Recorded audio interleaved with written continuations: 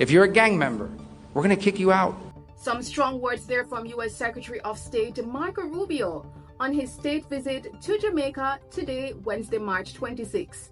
It's his first trip to the region since taking office, and he first met with Jamaica's Prime Minister Dr. Andrew Holness, then later on met with a few other regional leaders, including the Prime Ministers of Barbados, Mia Mottley, and Trinidad and Tobago, Stuart Young. It seemed to be quite a cordial visit, however, between Jamaica's PM and the U.S. Secretary of State. While greeting him, Prime Minister Holness referred to him as his friend.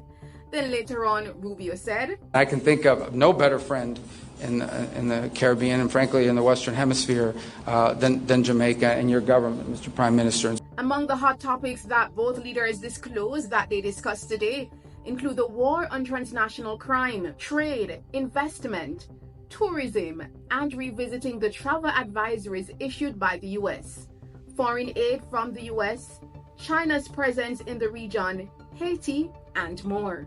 Rubio also admitted the impact of guns coming in from the U.S. having on crime in the region, and even promised to help to stem the flow. We've acknowledged this in our conversations that lead back to my time in the United States Senate. How many of the guns and the weapons that are being used by gangs to commit acts of violence here in Jamaica are purchased in the United States and then shipped here? And we want to commit to doing more to stopping that flow. And when asked by a journalist about recent U.S. directives on engaging with Cuban medical personnel and the potential fallout that could affect nations, this is what he had to say. This is not about doctors.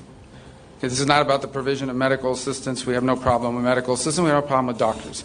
We have a problem, and I'm not speaking about Jamaica. They discussed this today about following international labor standards and the like, but I'm just talking about this program in general, how it's operated around the world. And how it's operated around the world is that basically the doctors are not paid.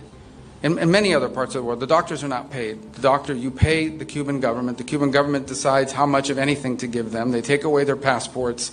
They basically operate as forced labor.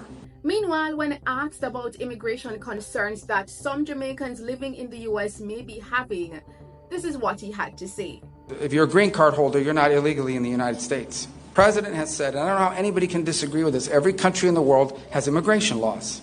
As for Prime Minister Andrew Holness, who was quite beaming, he declared that Rubio visiting Jamaica first in the region is big news. Jamaica is deeply honored that you have chosen to visit us first on your official visit to the English-speaking Caribbean.